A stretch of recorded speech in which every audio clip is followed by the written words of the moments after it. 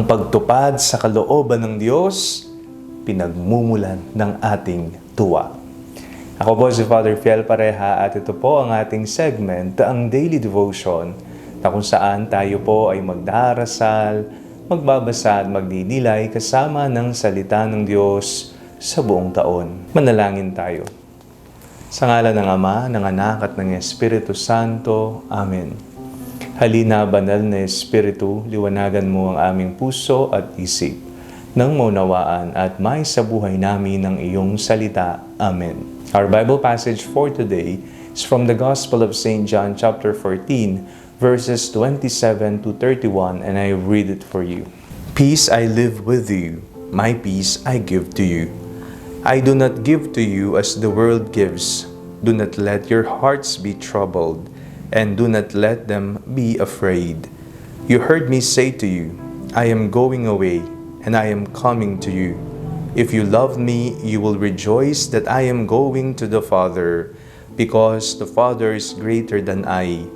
And now, I have told you this before it occurs, so that when it does occur, you may believe.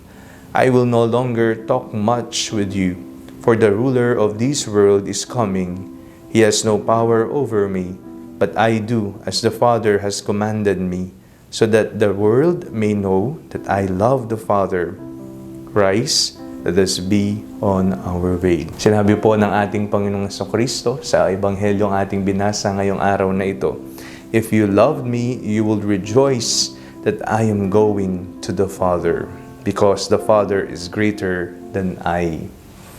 Sa tono po ng pananalita ng ating Panginoong Jesucristo, malapit na siyang umalis, malapit na siyang bumalik sa Ama. Sinabi niya, kung mahal niyo ako, matutuwa kayo na ako ay babalik sa Ama. Kung susumahin po natin ang buhay ng ating Panginoong Jesucristo dito sa lupa, ibinigay niya ng buong buo ang kanyang sarili para sa pagtupad sa kalooban ng Ama. At ito ang pinagmumulan ng ating tuwa. Napakaraming himala na ibinigay at ipinamalas ni Jesus sa atin. Pagpapagaling sa mga may sakit, sa mga may hirap, sa mga inabandona, pagtulong sa mga maralita, at pagpapahayag ng kaharian ng Diyos. Napakarami. Kung titingnan natin, itong lahat ay kanyang ginawa sapagkat tinutupdan niya ang kalooban ng Amang nasa langit. At tayo ay natutuwa sapagkat tinupad niya ang kalooban ng Ama.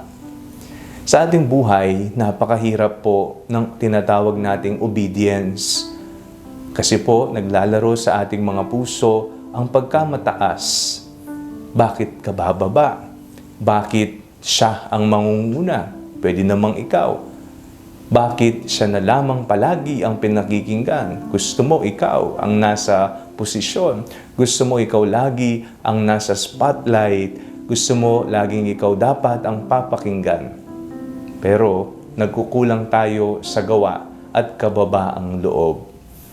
Isa po sa mga ipagdarasal natin sa Panginoon ay pagkalooban tayo ng kababaang loob para po mapagsilbihan ang lahat.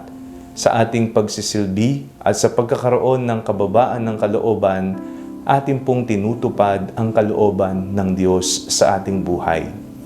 Panalangin natin ang bawat isa na ngayong panahon ng muling pagkabuhay, maging inspirasyon natin palagi si Jesus na nag-alay ng kanyang sarili para sa kalooban ng Amang nasa langit. Manalangin tayo. Panginoong Jesucristo, pagkalooban niyo po kami ng kababaang loob.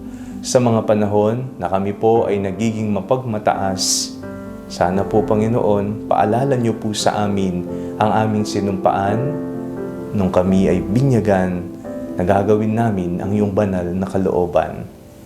Amen. Sa ngalan ng Ama, ng Anak at ng Espiritu Santo. Amen. Huwag po ninyong kalimutang i-like ang video ito. Mag-comment po kayo and share it with your family and friends. Ang Panalangin Bago Matulog ay may sariling Facebook page na po. Huwag niyo pong kakalimutang mag-like at mag-follow dito. And do not forget to subscribe to our YouTube channel.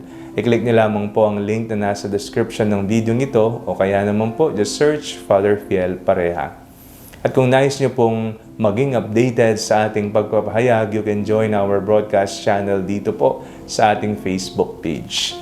God bless you po.